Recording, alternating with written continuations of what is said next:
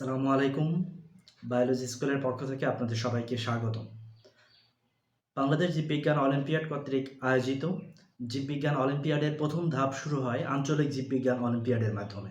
এই লেকচারে আমরা আঞ্চলিক জীববিজ্ঞান অলিম্পিয়াডে জুনিয়র ক্যাটাগরিতে যারা অংশগ্রহণ করে তাদের প্রস্তুতি বিভিন্ন বিষয় নিয়ে আলোচনা করব। প্রথমেই দেখা যাক এই লেকচারে কোন কোন বিষয় নিয়ে আলোচনা করা হয়েছে। প্রথমে আমরা অংশগ্রহণকারী সম্পর্কে একটি সাধারণ ধারণা দিব। এরপর আঞ্চলিক জীববিজ্ঞান অলিম্পিয়াডের সিলেবাস সম্পর্কে আলোচনা করা হবে। এরপর আঞ্চলিক জীববিজ্ঞান অলিম্পিয়াডে ঠিক কোন ধরনের প্রশ্ন হয় এবং কিভাবে উত্তর প্রদান করতে হয় সেই বিষয়ে ধারণা প্রদান করা হবে। জীববিজ্ঞান অলিম্পিয়াডের অংশগ্রহণকারীদের সবচেয়ে বড় যে বিষয়টি যে ঠিক কোন কোন বিষয় আমাদের পড়া দরকার সেই অংশ হিসেবে তাদের প্রত্যেক ক্যাটাগরির টেক্সট বই বিশ্লেষণ করা হবে। টেক্সট বইয়ের পাশাপাশি অন্যান্য বিভিন্ন সহায়ক বই যেগুলো একজন জীববিজ্ঞান অলিম্পিয়াডে অংশগ্রহণকারীর সহায়ক হিসেবে কাজ করবে সেই বইগুলো সম্পর্কে বিশ্লেষণ করা হবে। পাশাপাশি জীববিজ্ঞান সম্পর্কে জানার এবং প্রস্তুতির জন্য বিভিন্ন সহায়ক প্ল্যাটফর্ম পরিচয় করিয়ে দেওয়া হবে। অংশগ্রহণকারী যে দুটি জুনিয়র ক্যাটাগরিতে সাধারণত ষষ্ঠ থেকে অষ্টম শ্রেণীর শিক্ষার্থীরা অংশগ্রহণ করে। স্ট্যান্ডার্ড 6 থেকে স্ট্যান্ডার্ড 8 এই শ্রেণীভুক্ত শিক্ষার্থীরা জুনিয়র ক্যাটাগরিতে সুযোগ পায়। এরপর আমরা দেখি যে জীববিজ্ঞান অলিম্পিয়াডের সিলেবাস। বাংলাদেশ জীববিজ্ঞান অলিম্পিয়াড তাদের নিজস্ব ওয়েবসাইট www.bdbo.org তে জীববিজ্ঞান অলিম্পিয়াডে অংশগ্রহণকারীদের সিলেবাস এবং প্রশ্ন পদ্ধতি সম্পর্কে বিস্তারিত আলোচনা করা হয়েছে। আমরা যদি জীববিজ্ঞান অলিম্পিয়াডের ওয়েবসাইট দেখি তাহলে তাদের সিলেবাসে যে বিষয়গুলো উল্লেখ আছে যেখান থেকে জীববিজ্ঞান অলিম্পিয়াডে প্রশ্ন করা হবে তার মধ্যে 20% প্রশ্ন থাকবে sell biology and biochemistry including microbiology and biotechnology বা কোষবিদ্যা, প্রাণ রসায়ন, অনুপ্রাণ বিজ্ঞান ও জীব প্রযুক্তি এই বিষয়গুলো থেকে মোট প্রশ্নের 20% থাকবে। 15% থাকবে প্লান্ট অ্যানাটমি অ্যান্ড ফিজিওলজি অর্থাৎ উদ্ভিদ অঙ্গসংস্থানবিদ্যা এবং শরীরতত্ত্ব বিষয় থেকে থাকবে। এক্ষেত্রে মূলত সিড প্লান্টসের উপরই বেশি জোর দেওয়া হয়ে থাকে। 25% প্রশ্ন থাকবে অ্যানিম্যাল অ্যানাটমি অ্যান্ড ফিজিওলজি অর্থাৎ প্রাণী অঙ্গসংস্থানবিদ্যা এবং শারীরতত্ত্ব এই বিষয় থেকে প্রশ্ন থাকবে, যেখানে মেরুদণ্ডী প্রাণী বিশেষ করে মানুষের বিভিন্ন বিষয় বেশি গুরুত্ব দেওয়া হয়ে থাকে। ইথোলজি বা প্রাণী আচরণবিদ্যা থেকে শতকরা 5 ভাগ প্রশ্ন থাকবে। জেনেটিক্স অ্যান্ড ইভ্যালুয়েশন অর্থাৎ বংশগতিবিদ্যা এবং জৈব অভিব্যক্তি থেকে শতকরা 20 ভাগ প্রশ্ন থাকবে। বাস্তু সংস্থান বা ইকোলজি থেকে 10 ভাগ প্রশ্ন থাকবে। এরপর শতকরা 5 ভাগ প্রশ্ন থাকবে বায়োসিস্টেমেটিক্স ইনক্লুডিং বায়োইনফরমেটিক্স অর্থাৎ জীব শ্রেণীকরণবিদ্যা বা বায়ো ইনফরমেটিক্স থেকে প্রশ্ন থাকবে। জীববিজ্ঞান অলিম্পিয়াডে যারা অংশগ্রহণ করে তাদের সবচেয়ে বড় একটি বিষয় হচ্ছে অলিম্পিয়াডে প্রশ্ন কেমন হয়ে থাকে। আমরা আঞ্চলিক জীববিজ্ঞান অলিম্পিয়াড বিষয়ে যেহেতু কথা বলছি, আঞ্চলিক জীববিজ্ঞান অলিম্পিয়াডে বিগত দিনের প্রশ্ন বিশ্লেষণ করে এবং বাংলাদেশ জীববিজ্ঞান অলিম্পিয়াডের ওয়েবসাইট থেকে প্রাপ্ত তথ্য অনুযায়ী প্রশ্নের ধরন বা উত্তর প্রদান পদ্ধতি যেমনটি হয়ে থাকে আমরা সেই বিষয় নিয়ে এখন কথা বলবো। জীববিজ্ঞান অলিম্পিয়াডের প্রশ্নের ধরন এটি অনেকটা গতানুগতিক বহু নির্বাচনী রূপের, তবে কিছুটা ব্যতিক্রম। আমরা বহু নির্বাচনী প্রশ্নের সঙ্গে পরিচিত, যেখানে একটি বিষয়ের আলোকে অনেকগুলো অপশন থাকে, সেই অপশন থেকে সত্য মিথ্যা বা সঠিক বিষয়টি যাচাই করা হয়। জীববিজ্ঞান অলিম্পিয়াডে যে প্রশ্ন হয়ে থাকে সেটি অনেকটা দেখতে এমন যে বহু নির্বাচনী। এর 2টি ভাগে বিভক্ত, যার উপরে আলোচ্য বিষয়টি হচ্ছে স্টেম এবং এর আলোকে যে 4টি অপশন থাকে তাদেরকে বলা হয় অল্টারনেটিভস। আমরা যদি এই উদাহরণটি দেখি, যেখানে স্টেম শিক্ষা সফরে একটি বন ভ্রমণের সময় কাজল একটি গাছ দেখে অবাক হলো। অন্যান্য গাছের মতো গাছটি শাখাবিন্যাস নেই, পত্রশিরাগুলো সমান্তরাল। গাছটির ক্ষেত্রে সজলের ধারণার সাথে নিচের কোনটি বা কোনগুলোর মিল রয়েছে। এটি হচ্ছে স্টেম প্রশ্নের এবং এর আলোকে 4টি অল্টারনেটিভসগুলো হচ্ছে এটি একটি একবীজপত্রী উদ্ভিদ, সাধারণত প্রধান মূল থাকে, অঙ্কুরোদ্গমে 2টি পত্র উৎপন্ন হয়, ভ্রূণে একটি মাত্র কোটাইলেডন থাকে। এখন এই স্টেম কয়েক প্রকার হতে পারে। একটি হতে পারে বর্ণনামূলক, যেটি ইতোমধ্যেই উদাহরণ হিসেবে দেওয়া আছে। অন্যটি হতে পারে চিত্র, জীবের কোনো একটি জীবের বিশেষ একটি অংশ বা কোনো অঙ্গাণুর চিত্র দিয়ে তার আলোকে অল্টারনেটিভস দেওয়া থাকতে পারে। এটি হতে পারে লেখচিত্র, বিভিন্ন বৈজ্ঞানিক গবেষণা বা প্রবন্ধ থেকে প্রাপ্ত তথ্যের আলোকে লেখচিত্র দিয়ে তার আলোকে অল্টারনেটিভস দেওয়া থাকতে পারে।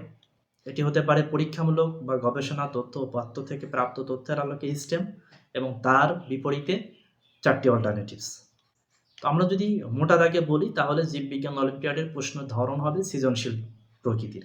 যদি আমরা মনে করি আমাদের গতানুগতিক বইতে যে বিষয়গুলো আছে সেখান থেকে হুবহু জীববিজ্ঞান অলিম্পিয়াডে প্রশ্ন তুলে দেওয়া হবে তাহলে ভুল। জীববিজ্ঞান অলিম্পিয়াডে প্রশ্ন তৈরি করা হয় সৃজনশীল বিষয়টি মাথায় রেখে, যেন একজন শিক্ষার্থী সে জীববিজ্ঞান বিষয়ে একটি বুদ্ধিদীপ্ত জ্ঞান অর্জন করে, সে গভীরের বিষয় পর্যালোচনা করতে শিখতে পারে।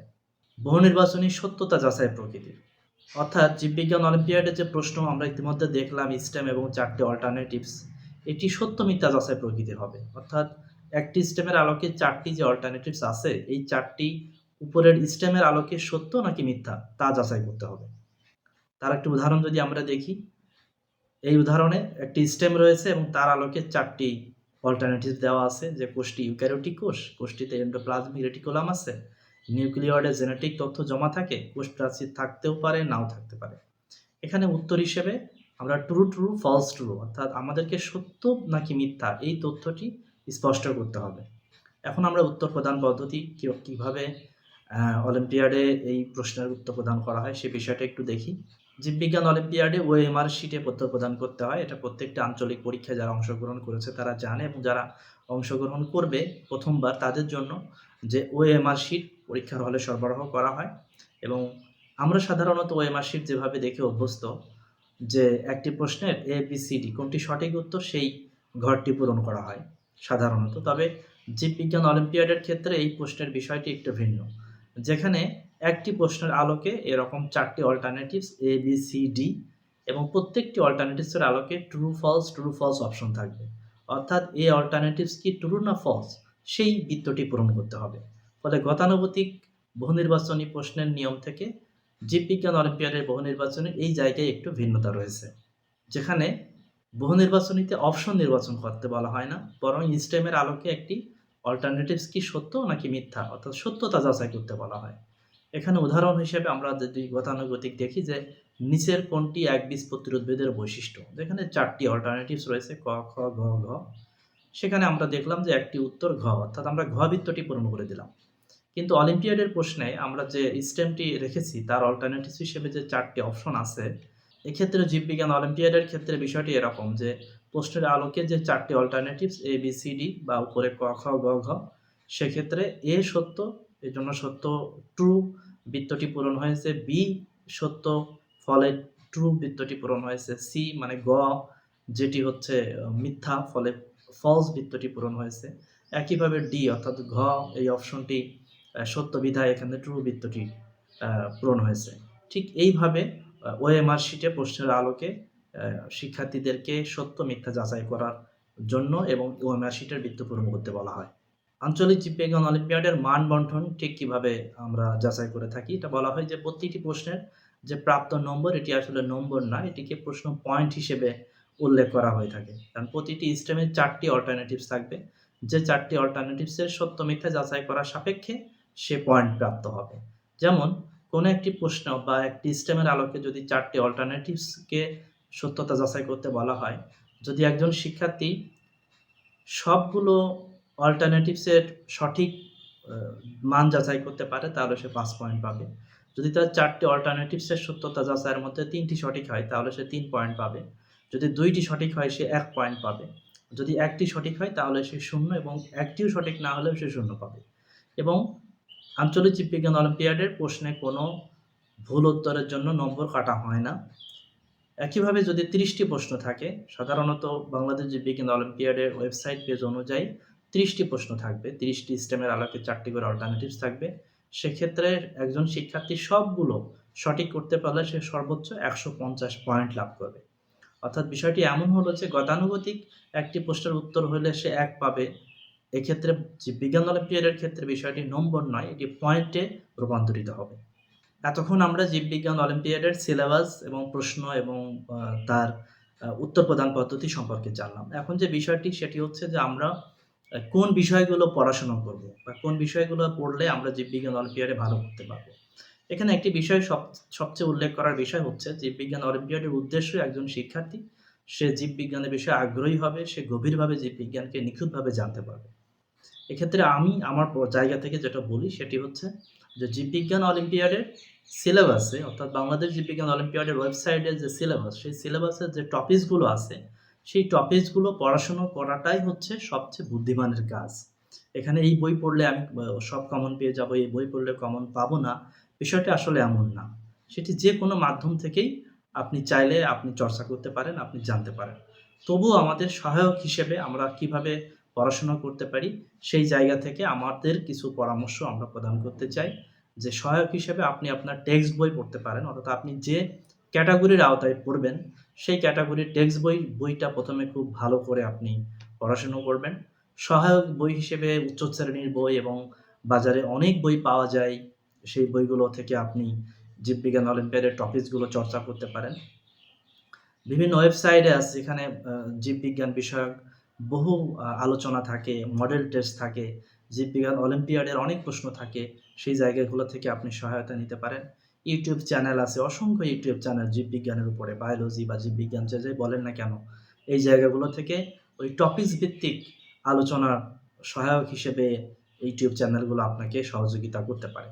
শিক্ষার্থীদের প্রস্তুতিটাকে আরও একটু সহজ করার জন্য আমরা টেক্সট বই, সহায়ক বই এবং বিভিন্ন কনটেন্ট সম্পর্কে আমরা একটু আলোচনা করব। এই বিষয়টি এমন নয় যে এইগুলো পড়লেই আপনি সবকিছু কমন পেয়ে যাবেন। এটা একটা ধারণা মাত্র যে এই বিষয়গুলো জীববিজ্ঞান অলিম্পিয়াডের সাথে সম্পর্কিত, অতএব আপনি এই বিষয়গুলো অবশ্যই চর্চা করবেন। শিক্ষার্থীদের সহজতর করার জন্য তাদের কিছু বিষয় টেক্সট বই, সহায়ক কিছু বইয়ের আমরা বাংলাদেশ জীববিজ্ঞান অলিম্পিয়াডের সিলেবাসের সাথে সম্পর্ক রয়েছে, এই টপিকসগুলো একটু তুলে ধরব, যাতে করে একজন শিক্ষার্থী খুব সহজভাবে চর্চা করতে পারে। তো আমরা যদি জুনিয়র ক্যাটাগরির তাদের সিলেবাসভুক্ত টেক্সট বই বিশ্লেষণ করি, তাহলে আমরা যে বিষয়গুলো পাচ্ছি সেই বিষয়গুলো নিয়ে এখন আলোচনা করা হবে। জুনিয়র ক্যাটাগরিতে যেহেতু ৬ষ্ঠ থেকে ৮ম শ্রেণীর শিক্ষার্থীরা অংশগ্রহণ করে, ফলে আমরা ৬ষ্ঠ থেকে ৮ম শ্রেণীর যে টেক্সট বই, এই টেক্সট বই থেকে আমরা দেখব যে বিজ্ঞান বা জীববিজ্ঞান বইয়ের কোন কোন বিষয়গুলোর সাথে সরাসরি বাংলাদেশ জীববিজ্ঞান অলিম্পিয়াডের সিলেবাস টপিকসের মিল রয়েছে। আমরা যদি ৬ষ্ঠ শ্রেণীর টেক্সট বই দেখি ২০২৫ সালে, অর্থাৎ এই বছরের যে বইটি প্রকাশিত হয়েছে এবং এনসিটিভির ওয়েবসাইটে আছে, সেখানে যদি আমরা দেখি তাহলে দেখব ২য় অধ্যায়ে নাম জীবজগৎ, যেখানে জীব কি, জীবের প্রধান বৈশিষ্ট্য, জীবের শ্রেণীকরণ, উদ্ভিদ জগৎ, মেরুদণ্ডী অমেরুদণ্ডী প্রাণী সম্পর্কে একটি সাধারণ ধারণা দেওয়া হয়েছে। এই অধ্যায়ে যে বিষয়গুলো আলোচিত হয়েছে, এই বিষয়গুলো সাথে জীববিজ্ঞান অলিম্পিয়াডের cell biology, plant anatomy and physiology, animal anatomy and physiology, এই টপিকসগুলোর সঙ্গে সরাসরি সম্পর্কযুক্ত। অধ্যায় ৩-এ অর্থাৎ ৩য় অধ্যায়ে উদ্ভিদ ও প্রাণীর কোষীয় সংগঠন, এই শিরোনামে অধ্যায়, যেখানে কোষ, জীবকোষের প্রকারভেদ, জীবকোষের গঠন, জীবদেহে কোষের ভূমিকা, এই বিষয়গুলো আলোচনা করা হয়েছে। এই অধ্যায়ে যে বিষয়গুলো আলোচনা আছে এইগুলা জীববিজ্ঞান অলিম্পিয়াডের সেল বায়োলজি, এই বিষয়টির সাথে সরাসরি সম্পর্কযুক্ত। ৪র্থ অধ্যায়ে উদ্ভিদের বাহ্যিক বৈশিষ্ট্য সম্পর্কে আলোচনা করা হয়েছে, যেখানে একটি আদর্শ সপুষ্পক উদ্ভিদের বাহ্যিক গঠন, কাণ্ড, মূল ও পাতা সম্পর্কে আলোচনা করা হয়েছে। অর্থাৎ এই অধ্যায়টি প্লান্ট অ্যানাটমি অ্যান্ড ফিজিওলজি, এই বিষয়টির সাথে সরাসরি সম্পর্কযুক্ত। ৫ম অধ্যায়ে সালোক সংশ্লেষণ সম্পর্কে আলোচনা করা হয়েছে, যেখানে কিভাবে উদ্ভিদ খাদ্য প্রস্তুত করে, সালোক সংশ্লেষণের কি গুরুত্ব রয়েছে উদ্ভিদে, সে বিষয়গুলো সম্পর্কে আলোচনা করা হয়েছে। এই অধ্যায়টি প্লান্ট অ্যানাটমি অ্যান্ড ফিজিওলজি, এই টপিকসের সাথে সরাসরি সম্পর্কযুক্ত। ৬ষ্ঠ অধ্যায়ে সংবেদী অঙ্গ, এই শিরোনামে সংবেদী অঙ্গ চোখ, কান, নাক, জিহ্বা, ত্বক, এই বিষয়গুলো সম্পর্কে আলোচনা করা হয়েছে। এই অধ্যায়টি জীববিজ্ঞান অলিম্পিয়াডের অ্যানিম্যাল অ্যানাটমি অ্যান্ড ফিজিওলজি, এই টপিকসের সাথে সরাসরি সম্পর্কযুক্ত। ৪র্দশ অধ্যায়ে পরিবেশের ভারসাম্য আমাদের জীবন, এখানে প্রাকৃতিক পরিবেশ, পরিবেশের উপাদান, সম্পর্কে আলোচনা করা হয়েছে। এই অধ্যায়টি কিছু বিষয় রয়েছে যেটি জীববিজ্ঞান অলিম্পিয়াডের ইকোলজি বা বাস্তু সংস্থান, এই টপিকসের সাথে সরাসরি সম্পর্কযুক্ত। আমরা যদি ২০২৪ সালের ৬ষ্ঠ শ্রেণীর টেক্সট বই দেখি, তাহলে সেখানে দেখা যাবে যে ৫ম অধ্যায়ে জীব জগৎ সম্পর্কে আলোচনা করা হয়েছে, কোষ, কোষের গঠন, জীবের বৈশিষ্ট্য, জীবের শ্রেণীবিন্যাস সম্পর্কে, যে অধ্যায়টি সরাসরি সেল বায়োলজি, এই টপিকসের সাথে সম্পর্কযুক্ত। ৬ষ্ঠ অধ্যায়ে উদ্ভিদ, প্রাণী এবং অণুজীব সম্পর্কে আলোচনা করা হয়েছে, যেখানে উদ্ভিদ জগতের বৈচিত্র্য, বর্ষজীবী উদ্ভিদ, বিরুৎ, গুল্ম, বৃক্ষজাতীয় উদ্ভিদ, সপুষ্পক, অপুষ্পক উদ্ভিদ, স্বভোজী, পরভোজী উদ্ভিদ, প্রাণী ক্ষেত্রে মেরুদণ্ডী প্রাণী শ্রেণীবিভাগ, আর্থ্রোপোডা, ক্রাস্টেসিয়ান যে অমেরুদণ্ডী প্রাণী, এই বিষয়ে অণুজীবের আলোকে ব্যাকটেরিয়া, ছত্রাক, প্রোটিস্টা, ভাইরাস এই সম্পর্কে আলোচনা করা হয়েছে। অর্থাৎ এই অধ্যায়টি সরাসরি plant anatomy and physiology, animal anatomy and physiology এবং কিছুটা ইথোলজি বা প্রাণী আচরণবিদ্যার সাথে সম্পর্কযুক্ত। দশম অধ্যায়ে আমরা মানব শরীর সম্পর্কে দেখতে পাচ্ছি, যেখানে প্রাণী জগতের মানুষের শরীরবৃত্তীয় অবস্থান, মানব শরীর অঙ্গ প্রত্যঙ্গ সম্পর্কে আলোচনা করা হয়েছে। অর্থাৎ এই অধ্যায়টি জীববিজ্ঞান অলিম্পিয়াড সিলেবাসে অ্যানিম্যাল অ্যানাটমি অ্যান্ড ফিজিওলজির সাথে সম্পর্কযুক্ত। অধ্যায় 12, এই অধ্যায়ে জীবের পুষ্টি ও পরিপাক সম্পর্কে আলোচনা আছে, যেখানে অণুজীব, উদ্ভিদ ও প্রাণীর খাদ্য গ্রহণ প্রক্রিয়া, উদ্ভিদের টিকে থাকা, পানীয় খনিজ লবণ পরিবহন, এই বিষয়গুলো সম্পর্কে আলোচনা করা হয়েছে। যেটি জীববিজ্ঞান অলিম্পিয়াডের আমাদের যে সিলেবাস, সেখানে প্লান্ট অ্যানাটমি অ্যান্ড ফিজিওলজি এবং অ্যানিম্যাল অ্যানাটমি অ্যান্ড ফিজিওলজির সঙ্গে বেশ সম্পর্কযুক্ত।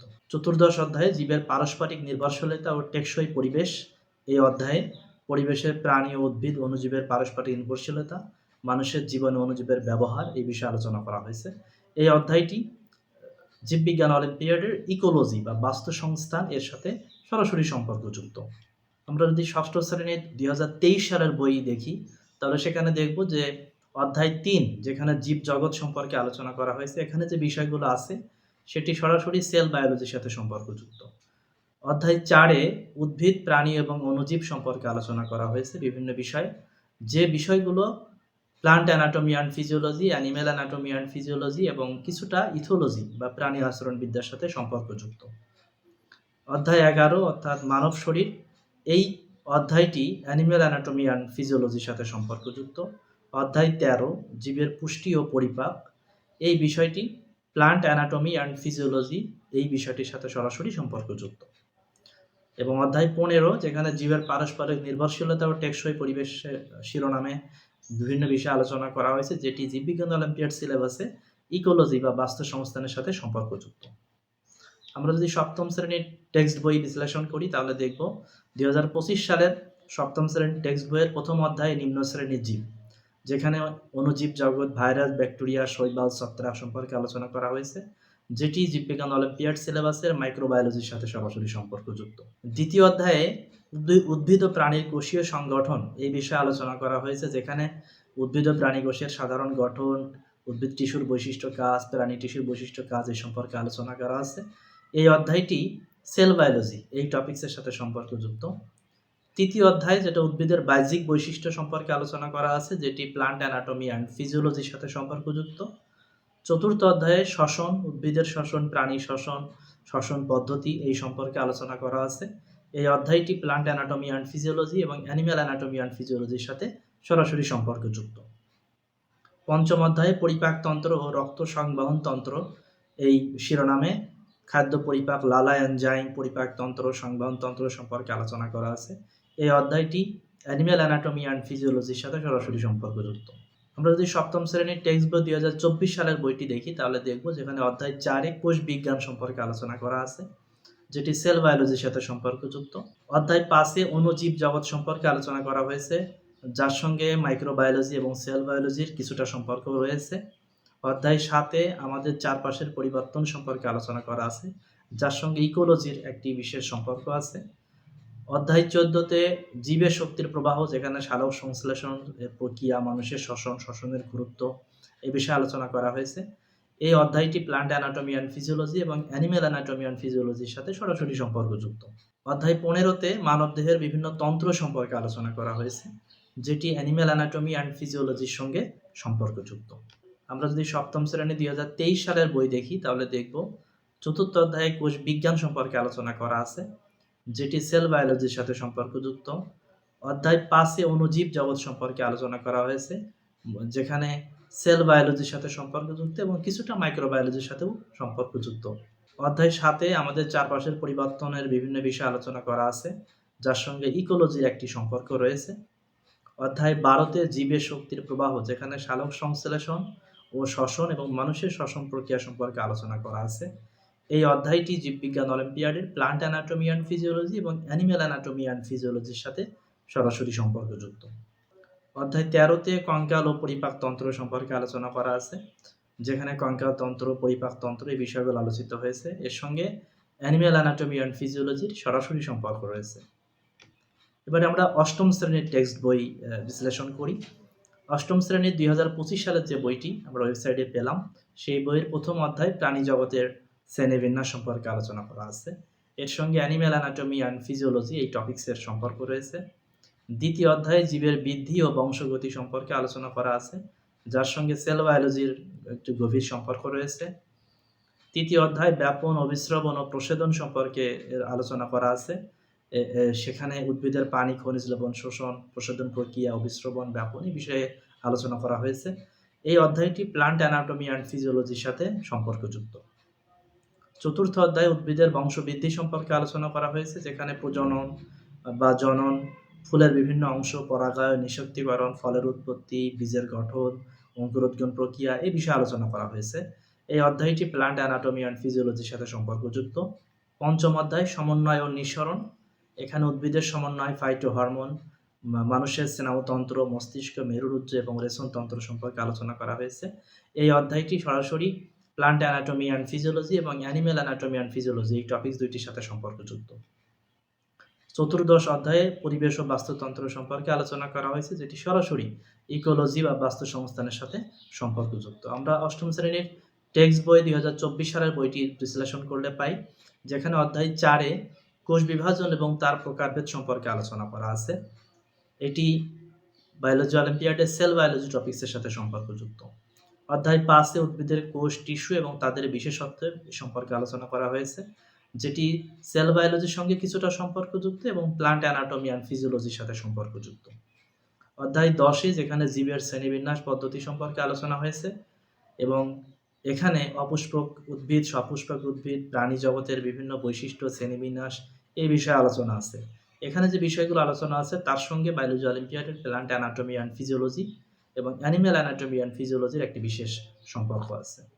অধ্যায় 13-তে মানবদেহের অঙ্গ এবং তন্ত্র সম্পর্কে আলোচনা করা হয়েছে, যেখানে বিশেষ করে ত্বকতন্ত্র, শ্বসনতন্ত্র এবং রেশনতন্ত্র সম্পর্কে বিস্তারিত আলোচিত হয়েছে এবং এই অধ্যায়টি বায়োলজি অলিম্পিয়াডের অ্যানিম্যাল অ্যানাটমি অ্যান্ড ফিজিওলজি এই বিষয়টির সাথে সরাসরি সম্পর্কযুক্ত।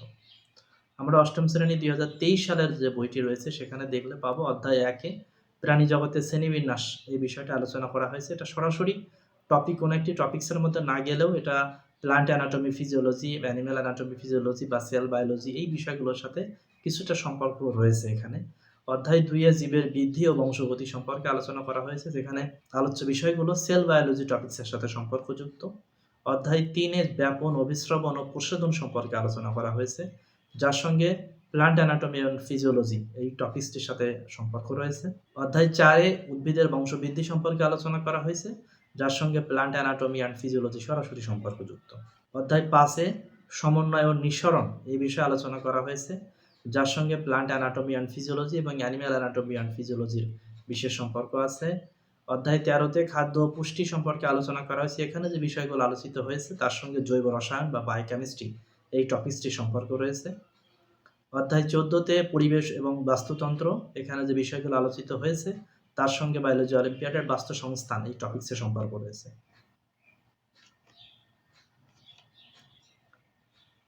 এই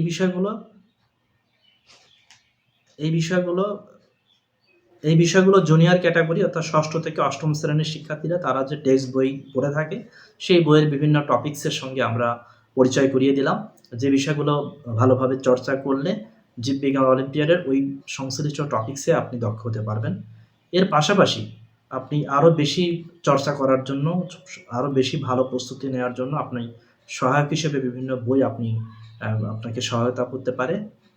সেক্ষেত্রে আপনি সহায়ক বইয়ের জন্য একটি উচ্চতর শ্রেণী যেমন নবম ও দশম শ্রেণীর বই আপনি পড়তে পারেন। নবম ও দশম শ্রেণীর 2025 সালের যে বইটি আমরা এনসিটিভির ওয়েবসাইটে পেলাম সেটি বিশ্লেষণ করলে দেখা যায় যে প্রথম অধ্যায়ে জীবন পাঠ সম্পর্কে আলোচনা করা হয়েছে, যেটি সরাসরি সিলেবাসের বিভিন্ন টপিক্সের সাথে যুক্ত না থাকলেও পরোক্ষভাবে এটার বিশেষ সম্পর্ক রয়েছে। দ্বিতীয় অধ্যায়ে জীবকোষ ও টিস্যু সম্পর্কে বিস্তারিত আলোচনা করা হয়েছে, যার সঙ্গে sell biology, plant anatomy and physiology এবং অ্যানিম্যাল অ্যানাটমি অ্যান্ড ফিজিওলজির সরাসরি সম্পর্ক রয়েছে। তৃতীয় অধ্যায়ে কোষ বিভাজন সম্পর্কে আলোচনা করা আছে, যেখানে কোষ বিভাজন, মাইটোসিস এবং মায়োসিস এই পদ্ধতি সম্পর্কে আলোচিত হয়েছে। এই বিষয়টি সেল বায়োলজির সাথে সরাসরি সম্পর্কযুক্ত। চতুর্থ অধ্যায়ে জীবনী শক্তি সম্পর্কে আলোচনা করা হয়েছে, যেখানে জীবনী শক্তি, এটিপি এর ভূমিকা, সালোক সংশ্লেষণ প্রক্রিয়া, শ্বসন প্রক্রিয়া, শ্বসনের প্রকারভেদ সম্পর্কে আলোচনা করা হয়েছে। এই অধ্যায়টি প্লান্ট অ্যানাটমি অ্যান্ড ফিজিওলজি এই টপিকসের সাথে সরাসরি সম্পর্কযুক্ত। পঞ্চম অধ্যায়ে খাদ্য পুষ্টি ও পরিপাক এই বিষয়ে আলোচনা করা হয়েছে, যেখানে উদ্ভিদের খনিজ পুষ্টি, প্রাণীর খাদ্য পুষ্টি, খাদ্য গ্রহণ, পরিপাকতন্ত্র এই বিষয়গুলো আলোচিত হয়েছে। এই অধ্যায়টি বায়োলজি অলিম্পিয়াডের প্লান্ট অ্যানাটমি অ্যান্ড ফিজিওলজি এবং অ্যানিম্যাল অ্যানাটমি অ্যান্ড ফিজিওলজির সাথে সরাসরি সম্পর্কযুক্ত। ষষ্ঠ অধ্যায়ে জীবে পরিবহন এই অধ্যায়ে আলোচনা করা হয়েছে উদ্ভিদ ও পানির সম্পর্ক, ইমবাইবিশন, ব্যাপন, অভিস্রবণ, পানি ও খনিজ লবণ শোষণ, উদ্ভিদের পরিবহন, প্রসেদন, মানবদেহে রক্ত সংবহন, রক্তের উপাদান, রক্তের গ্রুপ, হৃৎপিণ্ডের গঠন ও কাজ, রক্ত সংবহনজনিত রোগ। এই অধ্যায়টি প্লান্ট অ্যানাটমি অ্যান্ড ফিজিওলজি এবং অ্যানিম্যাল অ্যানাটমি অ্যান্ড ফিজিওলজি এই দুইটি টপিকসের সাথে সরাসরি সম্পর্কযুক্ত। সপ্তম অধ্যায়ে আলোচনা করা হয়েছে গ্যাসীয় বিনিময়, যেখানে উদ্ভিদে গ্যাসীয় বিনিময়, মানব শ্বসনতন্ত্র, শ্বাসক্রিয়া, শ্বাসনলী সংক্রান্ত রোগ এই বিষয়ে আলোচনা করা হয়েছে। এই অধ্যায়টি cell biology, plant anatomy and physiology এবং অ্যানিম্যাল অ্যানাটমি অ্যান্ড ফিজিওলজির সাথে সরাসরি সম্পর্কযুক্ত। অষ্টম অধ্যায়ে রেশন প্রক্রিয়া সম্পর্কে আলোচনা করা হয়েছে, যেখানে রেশন, বৃক্কের কাজ, বৃক্ক হল প্রতিস্থাপন এই বিষয়ে আলোচনা করা হয়েছে। এটি সরাসরি অ্যানিম্যাল অ্যানাটমি অ্যান্ড ফিজিওলজির সাথে সম্পর্কযুক্ত। নবম অধ্যায়ে দৃঢ়তা প্রদান ও চলন এই অধ্যায়ে মানব কঙ্কাল, অস্থি, তরুণাস্থি, অস্থিসন্ধি, পেশি ও এর ভূমিকা, টেন্ডন ও লিগামেন্ট, অস্থি সংক্রান্ত রোগ এই বিষয়ে আলোচনা করা হয়েছে। এই অধ্যায়টি অ্যানিম্যাল অ্যানাটমি অ্যান্ড ফিজিওলজির সাথে সম্পর্কযুক্ত। দশম অধ্যায়ে সমন্বয়, যেখানে উদ্ভিদের সমন্বয়, ফাইটোহরমোন, প্রাণীর সমন্বয়, স্নায়ুতন্ত্র, হরমোন, নালীবিহীন গ্রন্থি সম্পর্কে আলোচনা করা হয়েছে। এই অধ্যায়টি প্লান্ট অ্যানাটমি অ্যান্ড ফিজিওলজি এবং অ্যানিম্যাল অ্যানাটমি অ্যান্ড ফিজিওলজির সাথে সরাসরি সম্পর্কযুক্ত। একাদশ অধ্যায়ে জীবের প্রজনন সম্পর্কে আলোচনা করা হয়েছে, যে বিষয়টি প্লান্ট অ্যানাটমি অ্যান্ড ফিজিওলজি এবং অ্যানিম্যাল অ্যানাটমি অ্যান্ড ফিজিওলজি টপিকসের সাথে সম্পর্কযুক্ত। দ্বাদশ অধ্যায়ে জীবের বংশগতি ও জৈব অভিব্যক্তি সম্পর্কে আলোচিত হয়েছে, যেখানে জীবের বংশগতি, chromosome, DNA, RNA, DNA test, genetic disorder, জৈব অভিব্যক্তি এই বিষয়ে আলোচনা করা হয়েছে। এই অধ্যায়টি জেনেটিক্স অ্যান্ড ইভলিউশন এই টপিকসের সাথে সরাসরি সম্পর্কযুক্ত। ত্রয়োদশ অধ্যায়, যেখানে জীবের পরিবেশ, বাস্তুতন্ত্র, খাদ্য শৃঙ্খল, খাদ্য জাল এ বিষয়ে আলোচনা করা হয়েছে, যেটি বায়োলজি অলিম্পিয়াড সিলেবাস, ইকোলজি বা বাস্তু সংস্থানের সাথে সম্পর্কযুক্ত। এবার 2024 সালে আমরা নবম দশম শ্রেণীর ক্ষেত্রে নবম শ্রেণীর যে বইটি ছিল সেটি দেখি, যেখানে অধ্যায় 8-এ জিন তত্ত্ব, বংশগতিবিদ্যা সম্পর্কে আলোচনা করা হয়েছে এবং এই অধ্যায়ে আলোচ্য বিষয়গুলো sell biology, animal anatomy and physiology, plant anatomy and physiology, genetics and evolution এই টপিকসগুলোর সাথে সম্পর্কযুক্ত। অধ্যায় 9-এ জৈব অণু সম্পর্কে আলোচনা করা হয়েছে, যেটি বায়োকেমিস্ট্রির সাথে সরাসরি সম্পর্কযুক্ত। অধ্যায় 10-এ সালোক সংশ্লেষণ সম্পর্কে আলোচনা করা হয়েছে, যেটি প্লান্ট অ্যানাটমি অ্যান্ড ফিজিওলজির সাথে সরাসরি সম্পর্কযুক্ত। অধ্যায় 11-তে মানব শরীরতন্ত্র আলোচনা করা হয়েছে, যে অধ্যায়টি অ্যানিম্যাল অ্যানাটমি অ্যান্ড ফিজিওলজির সাথে সরাসরি সম্পর্কযুক্ত। অধ্যায় 12-তে বাস্তুতন্ত্র সম্পর্কে আলোচনা করা হয়েছে, যেটি বিভিন্ন জীবের নিবিড় অবস্থান, বাস্তুতন্ত্র এই বিষয়গুলো আলোচিত হয়েছে, যেটি জীববিজ্ঞান অলিম্পিয়াড সিলেবাসে ইকোলজি বা বাস্তু সংস্থানের সাথে সম্পর্কযুক্ত। আমরা যদি 2023 সালে নবম দশম শ্রেণীর বই দেখি, দেখা যাবে প্রথম অধ্যায়ে জীবন পাঠ সম্পর্কে বিভিন্ন বিষয় আলোচিত হয়েছে, যেটি পরোক্ষভাবে জীববিজ্ঞান অলিম্পিয়াড সিলেবাসকে অনুসরণ করে। অধ্যায় 2-এ জীবকোষ ও টিস্যু সম্পর্কে আলোচনা করা হয়েছে, যেটি সেল বায়োলজির সাথে সম্পর্কযুক্ত। অধ্যায় 3-এ সেল বায়োলজি এই টপিকসের সাথে সম্পর্কযুক্ত, যেখানে কোষ বিভাজন ও তার প্রকারভেদ, মাইটোসিস, মায়োসিস সম্পর্কে আলোচনা করা হয়েছে। অধ্যায় 4-এ জীবনী শক্তি সম্পর্কে আলোচনা করা হয়েছে, যে বিষয়গুলো প্লান্ট অ্যানাটমি এবং ফিজিওলজির সাথে সরাসরি সম্পর্কযুক্ত। অধ্যায় 5-এ খাদ্য পুষ্টি এবং পরিপাক এই বিষয়ে আলোচনা করা হয়েছে, যেটি জৈব রসায়ন বা বায়োকেমিস্ট্রি এবং অ্যানিম্যাল অ্যানাটমি অ্যান্ড ফিজিওলজির সাথে সম্পর্কযুক্ত। অধ্যায় 6-এ জীবে পরিবহন, এখানে বিভিন্ন বিষয়ে আলোচনা করা হয়েছে, যার সঙ্গে প্লান্ট অ্যানাটমি অ্যান্ড ফিজিওলজি এবং অ্যানিম্যাল অ্যানাটমি অ্যান্ড ফিজিওলজির সরাসরি সম্পর্ক রয়েছে। অধ্যায় 7-এ গ্যাসীয় বিনিময়, এখানে মানব শ্বসনতন্ত্র, শ্বাসনালী, উদ্ভিদের গ্যাসীয় বিনিময় সম্পর্কে আলোচনা করা হয়েছে। এই অধ্যায়টি প্লান্ট অ্যানাটমি অ্যান্ড ফিজিওলজি এবং অ্যানিম্যাল অ্যানাটমি অ্যান্ড ফিজিওলজির সাথে সরাসরি সম্পর্কযুক্ত। অধ্যায় 8 এ রেশন প্রক্রিয়া সম্পর্কে আলোচনা করা হয়েছে, যেখানে যে বিষয়গুলো আলোচিত হয়েছে তা অ্যানিম্যাল অ্যানাটমি অ্যান্ড ফিজিওলজির সাথে সরাসরি সম্পর্কযুক্ত। অধ্যায় 9 দৃঢ়তা প্রদান ও চলন, যেখানে অস্থি, তরুণাস্থি, অস্থি সংক্রান্ত রোগ এই বিষয়ে আলোচনা করা হয়েছে। এই অধ্যায়টি অ্যানিম্যাল অ্যানাটমি অ্যান্ড ফিজিওলজির সঙ্গে সরাসরি সম্পর্কযুক্ত। অধ্যায় 10 সমন্বয়, যেখানে উদ্ভিদের সমন্বয় বিভিন্ন রকম ফাইটো হরমোন সম্পর্কে, হরমোন, নালীবিহীন গ্রন্থি এই বিষয়ে আলোচনা করা হয়েছে। মানবদের স্নায়ুতন্ত্র সম্পর্কে আলোচনা করা হয়েছে। এই অধ্যায়টি অ্যানিম্যাল অ্যানাটমি অ্যান্ড ফিজিওলজি এবং প্লান্ট অ্যানাটমি অ্যান্ড ফিজিওলজির সাথে সরাসরি সম্পর্কযুক্ত। অধ্যায় 11 জীবের প্রজনন সম্পর্কে বিভিন্ন বিষয় আলোচিত হয়েছে, যা অ্যানিম্যাল অ্যানাটমি অ্যান্ড ফিজিওলজি এবং প্লান্ট অ্যানাটমি অ্যান্ড ফিজিওলজির সাথে সম্পর্কযুক্ত। অধ্যায় 12 জীবের বংশগতি ও বিবর্তন এই বিষয়ে আলোচনা করা হয়েছে, যা sell biology, animal anatomy and physiology, plant anatomy and physiology, genetics and evolution এই টপিকসগুলোর সাথে সম্পর্কযুক্ত। অধ্যায় 13 জীবের পরিবেশ সম্পর্কে আলোচনা করা হয়েছে, যা ইকোলজি বা বাস্তুসংস্থান এই টপিকসের সাথে সম্পর্কযুক্ত। অধ্যায় 13 জীব প্রযুক্তি, যেখানে টিস্যু কালচার, জেনেটিক ইঞ্জিনিয়ারিং সম্পর্কে আলোচনা করা হয়েছে। এটি ইকোলজি, বাস্তুসংস্থান, পাশাপাশি বায়োটেকনোলজি, জেনেটিক্স অ্যান্ড ইভলিউশন এই বিষয়গুলোর সাথে সম্পর্কযুক্ত। ক্যাম্বেল বায়োলজি জীববিজ্ঞান অলিম্পিয়াড শিক্ষার্থীদের জন্য একটি বড় সহায়ক বই, যেটি সারা বিশ্বে খুবই আলোচিত। ক্যাম্বেল বায়োলজিতে তার বিভিন্ন বিষয়ে আলোচনা করা হয়েছে, যেটা জীববিজ্ঞান অলিম্পিয়াডের শিক্ষার্থীকে জীববিজ্ঞান সম্পর্কে জানতে সহায়তা করে। আমরা ক্যাম্বেল বায়োলজিতে যে বিষয়গুলো আছে সেই টপিকসগুলো একটু দেখি।